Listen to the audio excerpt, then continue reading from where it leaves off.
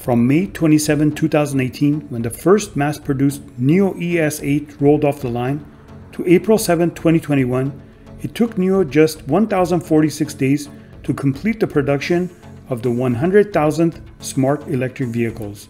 At the roll-off ceremony, representatives of the early ES8, ES6, and EC6 users joined together to welcome the user of the 100th NIO car to the NIO community.